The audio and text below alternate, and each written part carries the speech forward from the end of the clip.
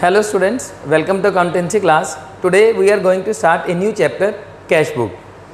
Chapter का जो name है वो है कैश बुक. तो नेम से ही हमें एक चीज़ क्लियर हो जाती है.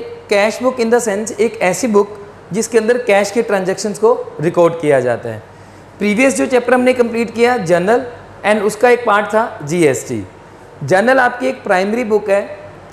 जब एक बिज़नेस के ट्रांजैक्शन का साइज इंक्रीज़ हो जाता है, मीन्स एक बिज़नेस स्मॉल स्केल पे किया जाता है, तो हम जर्नल से काम चला सकते हैं. लेकिन जब बिज़नेस की ट्रांजैक्शन का साइज इंक्रीज़ हो जाता है या बिज़नेस लार्ज स्केल पे किया जाता है तो ऐसा पॉसिबल नहीं होता, इम्प्रैक्टिकल हो जाता है कि सारी की सारी ट्रांजैक्शन को जर्नल के अंदर रिकॉर्ड किया जाए. तो जर्नल की हेल्प के लिए हम एक बुक लगाते हैं, कैश बुक. मीन्स जितनी भी बिज़नेस की कैश की ट्रांजैक्शंस हैं उनको एक अलग से बुक में रिकॉर्ड किया जाता है कैश बुक के अंदर, और बाकी जो ट्रांजैक्शन बच जाती हैं वो जर्नल के अंदर रिकॉर्ड करते हैं. मीन्स जब बिज़नेस का साइज़ बहुत ज़्यादा बड़ा हो जाता है, बिज़नेस में बहुत सारी ट्रांजैक्शन हो जाती हैं, डेली की इतनी ट्रांजैक्शन हो जाती हैं कि कैश की ट्रांजैक्शन और क्रेडिट की ट्रांजैक्शन बहुत सारी हो जाती हैं, तो हम लोग क्या करते हैं कि कैश की ट्रांजैक्शंस को अलग से रिकॉर्ड कर लेते हैं. उसके लिए एक बुक मेंटेन करते हैं, कैश बुक. तो जो कैश बुक है, नेम से ही पता लग रहा है कि जिसके अंदर कैश के ट्रांजैक्शन को रिकॉर्ड किया जाएगा. अब कैश की ट्रांजैक्शन दो तरीके से होंगी. एक तो कैश जो हम रिसीव करेंगे, एक जो हम कैश पे करेंगे. Means receipts and payment. तो दोनों चीज़ों को रिकॉर्ड करेंगे. कहीं से भी पैसा आपके पास आ रहा है वो सब कैश बुक में रिकॉर्ड किया जाएगा. कहीं पे भी आप पैसा पे कर रहे हैं, किसी भी ट्रांजैक्शन के थ्रू आप पेमेंट कर रहे हैं, तो वो सब कहाँ रिकॉर्ड किया जाएगा, कैश बुक के अंदर. तो जो बेसिकली पॉइंट जो है, कैश बुक बनाई जाती है for cash transaction, cash receipt के लिए और कैश पेमेंट के लिए. अब नेक्स्ट पॉइंट आता है कि cash book is a subsidiary book and a principal book. Cash book आपकी सब्सिडरी बुक भी है और प्रिंसिपल बुक भी है. अब ये सब्सिडरी का मतलब, सब्सिडरी मतलब जो हेल्प के लिए लगाई जाती है. जब हम जर्नल बुक मेंटेन करते हैं तो जर्नल बुक के अंदर सारी ट्रांजैक्शन को रिकॉर्ड करना इम्प्रैक्टिकल हो जाता है, तो जर्नल की हेल्प के लिए हम बुक लगा लेते हैं, कैश बुक. मीन्स जितनी भी कैश की ट्रांजैक्शन है उसको रिकॉर्ड करेंगे कैश बुक के अंदर, और जो रिमेनिंग ट्रांजैक्शन है उनको रिकॉर्ड किया जाएगा जर्नल के अंदर. तो जर्नल की हेल्प के लिए बुक लगाई जाती है कैश बुक, तो इसलिए कैश बुक हमारी सब्सिडरी बुक हो जाती है. एंड कैश बुक आपकी प्रिंसिपल बुक का भी काम करती है. अब प्रिंसिपल बुक मतलब जैसे जर्नल हमारी प्रिंसिपल बुक है, वैसे कैश बुक आपकी प्रिंसिपल बुक का भी काम करती है. जब हम आगे चैप्टर पढ़ेंगे, एक चैप्टर आएगा लेज़र. लेज़र एक आपकी प्रिंसिपल बुक है. जर्नल प्राइमरी बुक मानी जाती है, लेज़र आपकी प्रिंसिपल बुक मानी जाती है. लेज़र के अंदर हम लोग क्या करते हैं, सभी अकाउंट्स ओपन करते हैं. बिजनेस में जितनी भी ट्रांजैक्शंस आपने की हैं उन सभी के अकाउंट ओपन करते हैं. फॉर एग्जांपल आपने फर्नीचर परचेज़ किया कैश में, तो फर्नीचर का भी अकाउंट ओपन किया जाएगा, कैश का भी अकाउंट ओपन किया जाएगा. आपने रेंट पे कर दिया कैश में, तो रेंट का अकाउंट भी ओपन किया जाएगा. कैश का अकाउंट हमने ऑलरेडी ओपन कर रखा है तो दोबारा ओपन करने की ज़रूरत नहीं है. फॉर एग्जांपल आपने गुड्स परचेज़ कर ली मिस्टर राम से क्रेडिट में, तो परचेज़ अकाउंट भी ओपन किया जाएगा और मिस्टर राम अकाउंट. जितनी भी ट्रांजैक्शन आप रिकॉर्ड करते हैं जर्नल के अंदर, जर्नल में जितने भी नेम्स आते हैं उनके सभी के अकाउंट ओपन होते हैं. एक अकाउंट को दो बार ओपन करने की ज़रूरत नहीं है. मतलब एक अकाउंट 3 ट्रांजैक्शन के अंदर बार बार आ रहा है तो वो एक ही अकाउंट ओपन होगा, वो ट्रांजैक्शन उसके अंदर रिकॉर्ड कर दी जाएगी. जर्नल की जो पोस्टिंग है वो लेज़र के अंदर की जाती है. तो लेज़र के अंदर हम कैश अकाउंट भी बनाते हैं. लेकिन अगर आपने कैश बुक मेंटेन कर रखी है तो आपको कैश अकाउंट बनाने की ज़रूरत नहीं है. अब जो लेज़र है हमारी प्रिंसिपल बुक है, उसके अंदर कैश अकाउंट जो आप बनाते हैं, अगर आपने कैश बुक मेंटेन की हुई है तो आपको कैश अकाउंट बनाने की ज़रूरत नहीं है. तो उस पॉइंट ऑफ व्यू से कैश बुक हमारी प्रिंसिपल बुक बन जाती है. तो कैश बुक आपकी सब्सिडरी बुक भी है और प्रिंसिपल बुक भी है. अब कैश बुक के अंदर आप सारी की सारी कैश ट्रांजैक्शन रिकॉर्ड करते हैं. तो आगे हम उसके जब टाइप पढ़ते हैं तो हम टाइप पढ़ने से पहले हमें एक चीज़ क्लियर होनी चाहिए. एक्चुअली हम लोग कैश बुक को लेके चलते हैं कि related to cash transaction. Normally अगर हम देख के चलें, cash transaction in the sense payment की जो आपने मेथड चूज़ की है, तो पेमेंट का जो मेथड हम चूज़ करते हैं, कैश में पेमेंट करते हैं या कैश में अमाउंट रिसीव करते हैं, या बाय चेक और बाय चेक पेमेंट रिसीव करते हैं, या बाय चेक आप पेमेंट पे करते हैं, मतलब अमाउंट पे करते हैं. तो कैश और बैंक दोनों ही कैश बुक के पार्ट रहेंगे. तो उसके अकॉर्डिंग जो कैश बुक है, अगर हम कैश बुक के टाइप्स पढ़ें तो there are 3 types of cash book normally, single column cash book, double column cash book, triple column cash book. अब ये single column in the sense amount का जो कॉलम है वो सिंगल रहेगा। सिंगल कॉलम कैश बुक के अंदर amount का कॉलम सिंगल रहेगा। उससे पहले हम इसका फॉर्मेट देखते हैं, वहाँ से आपको एक चीज़ और क्लियर हो जाएगी। कैश बुक का जो फॉर्मेट रहता है, date, particular, VN, LF, amount. Again date, particular, VN, LF and amount. ऊपर हम लिखते हैं कैश बुक,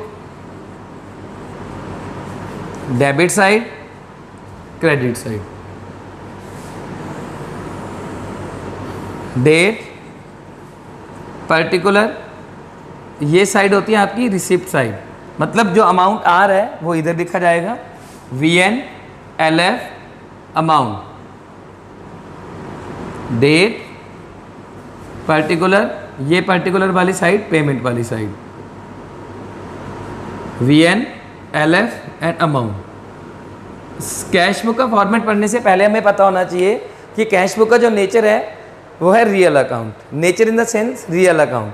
अब रियल अकाउंट का रूल था debit what comes in, credit what goes out. Debit what comes इन, ये डेबिट साइड, मैं थोड़ा सा इसको यहाँ से अगर आपको बताऊँ तो ये देखो, इधर वाली साइड अमाउंट से, इधर वाली साइड डेबिट और उधर वाली साइड क्रेडिट। मतलब आपके पास पैसा आ रहा है तो उसको आप डेबिट में रिकॉर्ड कर देंगे, आपके पास से पैसा जा रहा है किसी ट्रांजैक्शन के थ्रू तो आप उसको क्रेडिट साइड में रिकॉर्ड करेंगे। According to real account, debit what comes in, credit what goes out, receipts and payment. अब जो फॉर्मेट है, डेट, जो आपने ट्रांजैक्शन रिसीव किए, जिस दिन अमाउंट रिसीव किया वो डेट आ जाएगी। VN वाउचर नंबर, जो बिल का जो उसका ट्रांजैक्शन का प्रूफ है, जो वाउचर है उसका नंबर यहाँ लिखा जाता है। LF लेजर फॉलो हम पहले भी पढ़ चुके हैं। अमाउंट, डेबिट वाला अमाउंट यहाँ आ जाएगा। सेम इसी तरीके से date, particular, VN, LF, amount, ये क्रेडिट वाला अमाउंट। तो ये हमारा कैश बुक का फॉर्मेट है। सिंगल कॉलम कैश बुक के अंदर क्या है कि जो अमाउंट का कॉलम है वो एक रहेगा। अगर हम सारे की सारी ट्रांजैक्शन कैश के थ्रू करते हैं तो कैश का कॉलम बनेगा। अगर हम सारे की सारी ट्रांजैक्शन बैंक के थ्रू करते हैं तो आप यहाँ बैंक का कॉलम बनाएंगे। मतलब अमाउंट का कॉलम एक रहेगा, सिंगल कॉलम कैश बुक। अभी हम सम करेंगे एक, तो उसके थ्रू अच्छे से सीखेंगे कि इसमें एंट्रीज कैसे रिकॉर्ड की जाती हैं। Double column cash book, double column cash book in the sense amount के 2 कॉलम होंगे। अब 2 कॉलम कौन कौन से होंगे, एक तो होगा कैश और एक बैंक। एक डबल कॉलम कैश बुक में भी 3 पार्ट्स हैं, एक कैश कॉलम, एक बैंक कॉलम, एक पार्ट। सेकंड पार्ट ऐसा भी हो सकता है कि अमाउंट के कॉलम 2 हों, एक कैश अकाउंट और एक डिस्काउंट का कॉलम, एक कैश का कॉलम, एक डिस्काउंट। और थर्ड जो पार्ट है बैंक कॉलम, डिस्काउंट कॉलम। मतलब डबल कॉलम के अंदर आप 3 पार्ट्स पढ़ते हैं, कैश और बैंक, कैश और डिस्काउंट, बैंक और डिस्काउंट। और ट्रिपल कॉलम जो कैश बुक है थर्ड टाइप की, उसके अंदर क्या आता है कि अमाउंट के कॉलम 3 हो जाते हैं। हम यहाँ अमाउंट के कॉलम 3 बनाते हैं, कैश, बैंक एंड डिस्काउंट। क्योंकि जो डिस्काउंट है वो भी कैश के साथ चलता है। जब हम अभी हमने प्रीवियस चैप्टर में भी पढ़ा था कि there are 2 type of discount, trade discount and cash discount. तो कैश के साथ डिस्काउंट रहता है, हो भी सकता है नहीं भी हो सकता, लेकिन नॉर्मली कैश ट्रांजैक्शन जब हम करते हैं तो उनके साथ हमें डिस्काउंट मिलता है। बैंकिंग ट्रांजैक्शन के साथ भी हमें डिस्काउंट मिलता था। तो 3 कॉलम जो बनते हैं अमाउंट के, कैश, बैंक और डिस्काउंट। तो हमारे जो सिलेबस में है वो है एक तो single column cash book, double column cash book में आपके पास है cash and bank column. Triple column cash book हमारे सिलेबस में नहीं है। डबल कॉलम कैश बुक में कैश और बैंक, बैंक और डिस्काउंट वाला भी पार्ट हमारे सिलेबस में नहीं है। तो हमारे सिलेबस में 2 ही पार्ट है, single column cash book and double column cash book with cash and bank column. और लास्ट में आती है petty cash book. Petty cash book बनाई जाती है छोटे मोटे एक्सपेंडिचर के लिए। बिजनेस में जितने भी छोटे मोटे एक्सपेंडिचर होते हैं, जो रूटीन के एक्सपेंडिचर हैं, फॉर एग्जांपल एक किसी भी फर्म का एग्जांपल हम लेके चलें, मतलब वहाँ उनको रूटीन में बहुत सारी चीज़ें, छोटे मोटे खर्चे करने पड़ते हैं। जैसे फोटो स्टेट करा ली, स्टेशनरी परचेज कर ली, पोस्टेज के एक्सपेंसेस हो गए, जो रूटीन में एक्सपेंसेस होते रहते हैं, तो उनको अलग से रिकॉर्ड कर लेते हैं। उनके लिए एक बुक बनाई जाती है पैटी कैश बुक। ये जब हम इसका फॉर्मेट अच्छे से पढ़ेंगे, वहाँ इसके बारे में डिटेल में पढ़ेंगे कि पैटी कैश बुक किस तरीके से रिकॉर्ड की जाती है और उसको ट्रांजैक्शन को कैसे उसके अंदर मेंटेन करना होता है। तो जो अभी के लिए जो हमारा पार्ट था कि types of cash book, mainly 3 types of cash book हैं, single column cash book, double column cash book and triple column cash book. Single column cash book मतलब कैश का कॉलम एक, अमाउंट का कॉलम एक होगा, double column cash book amount के column 2 होंगे, triple column cash book amount के column 3 होंगे। लेकिन हमारे सिलेबस में जो टॉपिक है वो है single column cash book and double column cash book with cash and bank column. अब एक सम के थ्रू सीखते हैं कि कैश बुक कैसे मेंटेन की जाती है, कैश बुक के अंदर जो ट्रांजैक्शंस हैं कैसे रिकॉर्ड की जाती हैं। तो सबसे पहले आपको कैश बुक तैयार करने से पहले ये चीज़ क्लियर होनी चाहिए कि कैश बुक के अंदर ओनली कैश ट्रांजैक्शंस को रिकॉर्ड किया जाता है, क्रेडिट की ट्रांजैक्शन को यहाँ पे रिकॉर्ड नहीं किया जाएगा। फॉर एग्जांपल आपने गुड्स परचेज किए हैं क्रेडिट में, गुड्स सेल किए हैं क्रेडिट में, इंटरेस्ट ऑन कैपिटल की एंट्री है, डेप्रिसिएशन चार्ज की है, तो ये एंट्रीज कैश बुक के अंदर रिकॉर्ड नहीं की जाएंगी। आपको ट्रांजैक्शन के थ्रू ही पता लग जाएगी कि कैश बुक के अंदर ट्रांजैक्शन कैसे रिकॉर्ड की जाती है। सबसे पहले हम जर्नल बुक मेंटेन करते हैं। जर्नल की हेल्प के लिए हम एक बुक जो मेंटेन करते हैं वो है कैश बुक। जर्नल का फॉर्मेट अलग था, कैश बुक का फॉर्मेट अलग है। तो फॉर्मेट हमने पढ़ा, डेट, पर्टिकुलर, रिसीट्स मीन्स इधर जो पैसा आएगा वो लिखना है आपको, voucher number, LF, amount, date, particular, payment side, LF, voucher number, LF and amount, credit का अमाउंट। तो आपने ट्रांजैक्शन पढ़नी है, ट्रांजैक्शन के थ्रू देखना है कि अमाउंट रिसीव हो रहा है या अमाउंट पे कर रहे हैं। तो जिस वजह से अमाउंट रिसीव हो रहा है, जिस रीज़न से अमाउंट रिसीव हो रहा है या जिस रीज़न से आप अमाउंट पे कर रहे हैं, वही आपको यहाँ रिकॉर्ड करना है। कैसे करना है ध्यान से देखते हैं। सबसे पहले जो हमें ट्रांजैक्शन गिवन है, न्यू बुक के अकॉर्डिंग ये फर्स्ट सम है। अगर आप स्टेटमेंट मैच करना चाहें तो उसके साथ मैच कर करके इसको साथ साथ देख सकते हैं मैच करके। तो मैंने स्टेटमेंट फिर भी बोर्ड पे लिख दी है। पहली जो ट्रांजैक्शन दी हुई है मार्च, ये मार्च मंथ है, 1 मार्च को दी हुई है, कमेंस बिजनेस विद कैश। आपने ये देखना है कि ट्रांजैक्शन से अमाउंट रिसीव हो रहा है या अमाउंट पे किया जा रहा है। Commence business with cash in the sense cash लगा के बिजनेस स्टार्ट किया। अब बिजनेस के पॉइंट ऑफ व्यू से बुक्स मेंटेन कर रहे हैं हम, तो बिजनेस के अंदर कैश आया या गया? कैश आया।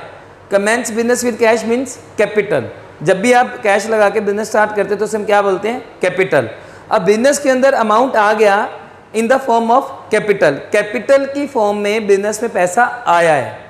तो पैसा आया है तो आपने इस साइड लिखना है। अब इधर वाली साइड को लिखा जाता है टू से, इधर वाली साइड को लिखा जाता है बाय से।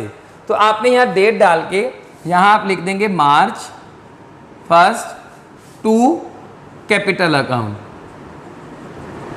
जर्नल का जो रूल था, जो हम real personal nominal rule use कर रहे थे, वो अब यहाँ यूज़ उस तरीके से नहीं करने। अब आपको बुक के अकॉर्डिंग इसके अंदर ट्रांजैक्शन रिकॉर्ड करनी है कि कैश बुक में जो पैसा आ रहा है डेबिट में लिखेंगे, जो जा रहा है क्रेडिट। कई बार बच्चे गलती से यहाँ टू कैश लिख देते हैं। देखो पैसा आ रहा है, क्योंकि जो मैं लाइन बोल रहा हूँ कि अगर पैसा आ रहा है डेबिट, जा रहा है क्रेडिट, पैसा आ रहा है वो जिस वजह से आ रहा है ना, जो रीज़न है वो आपको लिखना है। मीन्स सेकेंड अकाउंट लिखना है। जैसे आप एंट्री करते थे ना, cash account debit to capital account, तो कैश बुक तो बना रहे हैं, टू कैपिटल आ जाएगा। ठीक है, जो सेकेंड अकाउंट है वो आपको यहाँ लिखना है। कितना अमाउंट है? 20,000। आपको ये वाउचर नंबर और LF खाली छोड़ने हैं, इनकी अभी कोई ज़रूरत नहीं है। जब ज़रूरत पड़ेगी, जहाँ आएगी मैं आपको बता दूंगा। आगे नेक्स्ट एंट्री है बॉट गुड्स फॉर कैश। अब आपने गुड्स खरीद ली, गुड्स खरीद ली तो पैसा आया या गया? गुड्स खरीदने से अमाउंट चला गया, तो रीज़न लिखना है कि किस वजह से गया है। अगर आप जनरल एंट्री के थ्रू करते हैं वो भी कर सकते हैं, लेकिन वो मैं लेजर के अंदर आपको सिखाऊंगा कि उसको अकाउंट के अंदर किस तरीके से पोस्टिंग की जाती है। अदरवाइज गुड्स आपने खरीदी तो पैसा चला गया, किस वजह से गया? गुड्स खरीदने से। तो परचेज, जब भी गुड्स खरीदते हैं तो वर्ड यूज़ क्या करते हैं? परचेज। तो डेट डाल के यहाँ आप लिख देंगे बाय परचेज। डेबिट वाली साइड को टू से लिखते हैं, क्रेडिट वाली साइड को बाय से। कई बार बच्चे कंफ्यूज हो जाते हैं कि सर ये तो हम जनरल बुक में तो क्रेडिट में लिखते थे टू, यहाँ आपने डेबिट में लिख दिया। एक्चुअली जर्नल के अंदर ट्रांजैक्शन को रिकॉर्ड किया जा रहा है। कैश बुक के अंदर हम लेज़र पोस्टिंग की तरह एंट्रीज पोस्ट करते हैं, जो आपने जितनी भी ट्रांजैक्शन की हैं। तो आपने जर्नल वाला यहाँ पे रूल नहीं लगाना। जर्नल से आगे जब हम लेज़र बनाते हैं तो वो पोस्टिंग यहाँ की जाती है। तो गुड्स परचेज किए हैं, कितने की गुड्स परचेज किए हैं? 5,000। डेबिट वाला अमाउंट डेबिट में, क्रेडिट वाला अमाउंट क्रेडिट में। नेक्स्ट एंट्री देखते हैं, सोल्ड गुड्स फॉर कैश। आपने गुड्स सेल कर दी। अब गुड्स सेल करने से क्या हो रहा है कि अमाउंट रिसीव हो रहा है। अब गुड्स बेच रहे थे तो पैसा जा रहा था, गुड्स सेल कर रहे हैं तो पैसा आ रहा है। तो आपने रीज़न लिखना है जिस वजह से पैसा आ रहा है। किस वजह से पैसा आ रहा है? गुड्स को सेल करने से। तो आप पैसा आ रहा है द डेबिट साइड, डेट लिख के आप यहाँ पे क्या लिख देंगे? To sales account. अमाउंट कितना आ जाएगा? 4000। बस इसी तरीके से आपको एंट्रीज रिकॉर्ड करते जाने हैं। नेक्स्ट एंट्री है goods purchase from Ravi on credit. ध्यान से, goods purchase on from Ravi on credit. अब आपने गुड्स क्रेडिट में परचेज कर ली, क्रेडिट वाली ट्रांजैक्शन कैश बुक में नहीं आती, क्योंकि ना तो पैसा आया ना ही पैसा गया है। तो अगर आपने गुड्स क्रेडिट में परचेज किए हैं तो इसको कैश बुक के अंदर रिकॉर्ड नहीं करेंगे। तो फिर करेंगे क्या? इसको कहाँ रिकॉर्ड करेंगे? जर्नल के अंदर। मतलब आप जब कैश बुक बनाएंगे तो नीचे जब नोट्स बनाएंगे तो वहाँ लिखेंगे this entry will not be recorded in the cash book and it will be recorded in the journal book and entry will be purchase account debit to Ravi. आप जर्नल का प्रॉपर फॉर्मेट बना के छोटा सा, तो वहाँ इस एंट्री को रिकॉर्ड कर देंगे, क्योंकि हो सकता है कुछ एंट्रीज और भी हों जो इस बुक के अंदर रिकॉर्ड नहीं होंगी, तो वो आपको लास्ट में as a working note show करनी है। नेक्स्ट एंट्री है पेड टू रवि। रवि को पेमेंट कर दी। अब रवि को पेमेंट की है 13th डेट को, तो आप यहाँ पे क्या लिख देंगे? बाय रवि। बाय रवि लिख दें या बाय रविज अकाउंट। कितना अमाउंट है? 7000। कई बार बच्चे कहते हैं सर रवि से गुड्स खरीदी थी, पेमेंट ही करी, गुड्स खरीदी है वो जनरल में चली गई, क्रेडिट में की थी, पेमेंट करी है तो यहाँ रिकॉर्ड कर दिया। जो एंट्रीज आप यहाँ रिकॉर्ड करने हैं वो आपको कैश बुक में रिकॉर्ड करने, जनरल के अंदर रिकॉर्ड करने की जरूरत नहीं पड़ेगी, जो कैश बुक के अंदर आ रही है, कैश की ट्रांजेक्शन। नेक्स्ट है कैश सेल्स। कैश सेल्स, कई बार बच्चे कंफ्यूज हो जाते हैं, सर कैश बेच दिया। कैश सेल्स का मतलब कैश नहीं बेचा। सेल्स किसको रिप्रेजेंट करता है? गुड्स को। तो गुड्स बेच दिए कैश में। तो 15 डेट को ये एंट्री आ जाएगी टू सेल्स अकाउंट। इसी तरीके से हम इसको रिकॉर्ड करते जाएंगे 8000। Next entry purchase goods from Ravi for cash. जो आपके पास नेक्स्ट एंट्री है गुड्स परचेज फ्रॉम, यहाँ गुड्स वर्ड था, goods purchase from Ravi for cash. Goods खरीद लिए हैं तो यहाँ पे क्या आ जाएगा? By purchase account. By Ravi नहीं लिखना, बाय परचेज अकाउंट। कितना अमाउंट है? 6000। ठीक है, डेट लिख देंगे साथ साथ 18th। नेक्स्ट एंट्री क्या है? Paid wages. वेजेस पे कर दी तो बाय वेजेस, पैसा चला गया, बाय वेजेस अकाउंट। कितना अमाउंट है? 380। नेक्स्ट एंट्री है पेड रेंट, तो 24th की ये भी इधर आ जाएगी, बाय रेंट। जो भी अमाउंट चला गया तो बाय, जो आ गया 2 से लिखेंगे। Next entry received commission. आपने कमीशन रिसीव कर लिया तो टू कमीशन अकाउंट। कितना आ जाएगा? 600। डेट कितनी है ये आपके पास? 26। आगे withdrew cash for personal expenses. आपने बिजनेस से कैश निकाल लिया पर्सनल यूज के लिए। अब पैसा चला गया, बिजनेस से तो पैसा चला गया, तो आप यहाँ पे क्या लिख देंगे? Bye drawing. कौन सी डेट है? 28। Bye drawing account. अमाउंट कितना आ जाएगा? 1000।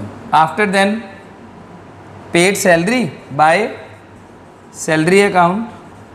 अमाउंट कितना आ जाएगा? 900। तो आपने क्या ध्यान रखना है? पैसा आ रहा है डेबिट, जा रहा है क्रेडिट। जैसे वेजेस रेंट में पैसा जा रहा था, कमीशन से पैसा आ रहा था, कमीशन डेबिट कर दिया, वेजेस से जा रहा था तो क्रेडिट कर दिया। इस तरीके से रिकॉर्ड कर देना है। अब ये रिकॉर्ड करना बड़ा इजी है कि पैसा आ रहा है डेबिट, जो रीज़न जिस रीज़न से पैसा आ रहा था डेबिट कर दिया, जिस रीज़न से पैसा जा रहा था क्रेडिट कर दिया, आपने अकाउंट ओपन कर दिया। आफ्टर देन है बैलेंसिंग। अब बैलेंसिंग ध्यान से सीखना कैसे करते हैं। आपने क्या करना है, देखो इनमें से जो साइड नीचे है, ये भी नीचे हो सकती थी, ये भी नीचे हो सकती है। आप क्या करें, इसके सामने इस तरीके से लाइन लगाएंगे, यहाँ इस तरीके से इसके सामने ये स्पेस खाली रह गया छोड़ देंगे। ये लाइन यहाँ नहीं लगानी, कई बार बच्चे यहाँ लगा देते हैं, वो फॉर्मेटिंग ख़राब हो जाती है, तो आपने ऐसे नहीं करना। अब यहाँ लिखेंगे टोटल रिसीट्स और यहाँ क्या आ जाएगा? Total payment. अब टोटल कर लेंगे, इस साइड का टोटल कर दें तो ये हमारे पास कितना आ जाएगा? ये टोटल हमारे पास आ जाएगा 32,600। और ऐसे ही क्रेडिट साइड का टोटल कर लेंगे, ये आ जाएगा 20,680। इस टोटल का मतलब है इतना अमाउंट रिसीव हुआ है, इतना अमाउंट हमने पे कर दिया, मतलब हमारे पास आए हैं 32,600, गए हैं 20,680। तो बैलेंस निकालना है। अब देखो बैलेंस बड़ी साइड में से छोटी साइड माइनस करके छोटी साइड के नीचे ही लिख देना, जो साइड कम है उसी साइड में नीचे लिख देंगे। कैसे निकालेंगे, इसमें से ये अमाउंट माइनस करेंगे तो यहाँ आप लिखेंगे, इधर आएगा बाय, इधर वाली सीट बाय से ही दिखाते हैं, बाय बैलेंस कैरी डाउन, इसको माइनस करेंगे तो ये आ जाएगा 11,920, ठीक है। और ये बैलेंस क्लोजिंग डेट को लिखा जाएगा 31st। ये तो बाय चांस हमारे पास ये 31st थी तो यहाँ 31st ही आ गया। मार्च मंथ कब कंप्लीट होता है, 31st को। बाई चांस ये एंट्री 24, 28 पे ख़त्म हो जाती तो भी 31st ही आता, क्योंकि बैलेंस क्लोजिंग पे ही किया जाता है। जब मंथ कंप्लीट हो जाते हैं तो उस डेट को ही लिखते हैं। अब बैलेंस निकालने के बाद ये बैलेंस कैरी डाउन लिखेंगे, carry down in the sense इस बैलेंस को आगे लेके चले जाएंगे। अब उसके बाद आपने फिर इस तरीके से लाइन लगानी है, इसको कंप्लीट करना है, 2 लाइन लगानी है। 2 लाइन्स लगाने का मतलब ये टोटल अब आगे नहीं जा सकता, ठीक है। ऐसे ही इसके नीचे ये आ जाएगा, ये टोटल अब आगे नहीं जाएगा। आपको इस तरीके से 2 लाइंस लगानी है और ये दोनों चीज़ें सामने होनी चाहिए, यहाँ फिर स्पेस बच के छोड़ देंगे। तो इस तरीके से प्रॉपर फॉर्मेट बनाना है आपको, कोई भी गलती नहीं होनी चाहिए फॉर्मेट में, ये ध्यान रखना। आफ्टर देन इस बैलेंस को आप आगे ले आएंगे, ये बाय बैलेंस है तो ये 31 मार्च थी, तो नेक्स्ट मंथ हो जाएगा अप्रैल, अप्रैल की 1st डेट को बैलेंस हो जाएगा बैलेंस ब्रॉट डाउन, 1 अप्रैल को बैलेंस ब्रॉट डाउन।